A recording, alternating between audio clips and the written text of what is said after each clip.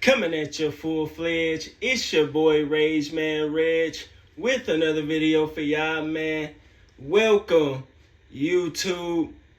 So, I found some awesome information a couple of days ago that just shows me how dominant a certain 90s duo was.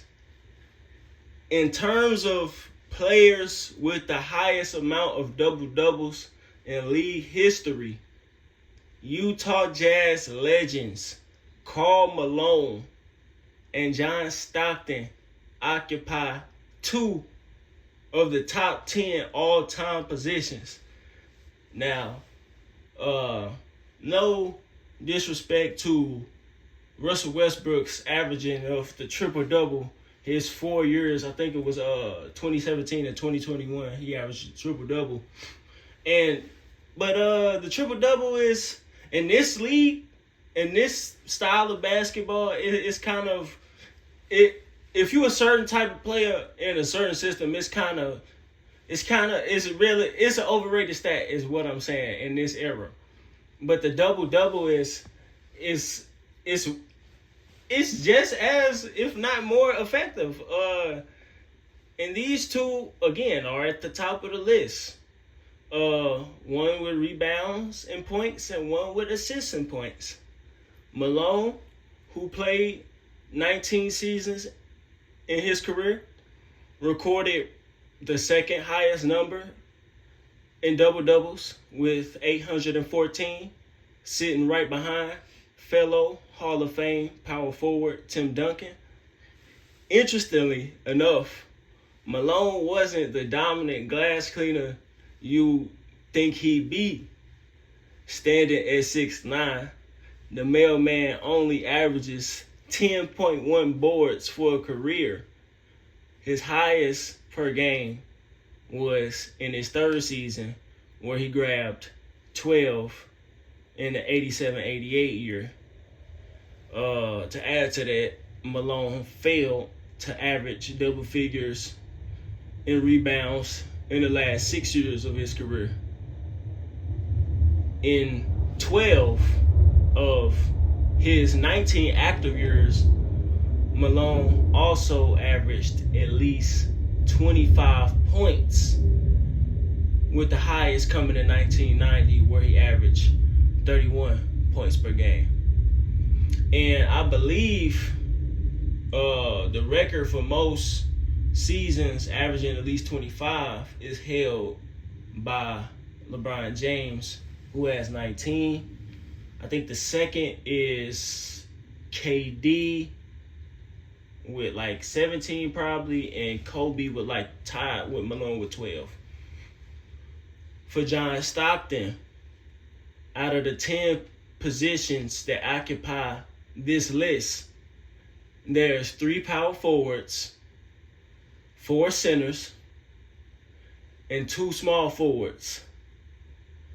Utah's greatest guard is the only floor general that achieved the feat, again, in assists. As an underrated bucket getter, he averaged 13.1 points for a career, on an above average, especially for this era, 51.5% from the field, 38.4% from three, and 82.6% from the free throw line. His highest mean in both points and assists was in 1990, where he put up 17.2 points and dished an ungodly 14.5 dimes a contest. Of course, Stockton comfortably has the all-time record for assists with 15,806. He's also led the league in assists in the category 9 times, the most of all time. Going back to the 90s, I'd say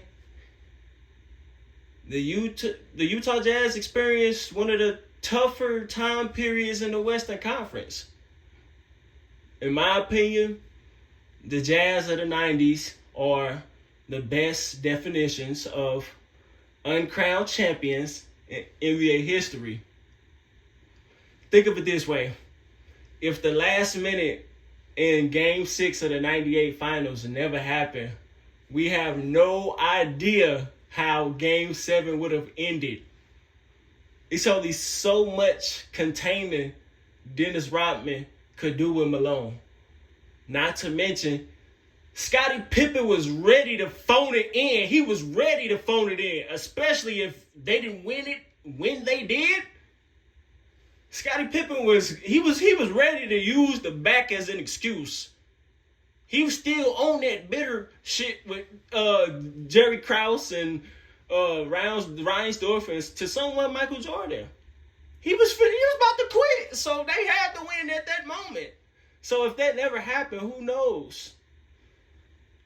Lastly, this duo definitely ranks amongst the all-time greatest. I think them barely losing to a historically great championship franchise in the midst of their run is a more credit to them. Again, they went back-to-back finals. That was the only team that went back-to-back with the Bulls. And I think that year they won the same amount of games. Yep, they won the same amount of games. Well, 96. Yeah, I think it was 98 when they won the same amount of games. But Malone won an MVP in 97. And Michael Jordan, of course, he took that personally. And he was going to show them who the real MVP was in the finals. But again, they ran it back. They was, again, 98 finals. That's the highest viewed finals of all time still. People saying this Utah Jazz, that Jazz team couldn't play today. Pick and roll? That's the king. That's the duo kings of pick and roll. Stockton and Malone. That is perfect for this era. They would dominate in this era. They probably would win a championship in this era with some better players. So let me know what y'all think, man. I dropped the list, the all-time 10 list on my post. Let me know what y'all think of that. Of course, Tim Duncan again, number 1. Stockton, number 7. Behind Shaq. Malone, of course, number 2. This is an all-time great duo. Let me know what y'all think, man. Hit that like button. Comment at the beginning, middle, and end of the video. Share for us to see. Subscribe if you're new. Hit that notification bell so you can be notified every time I drop. And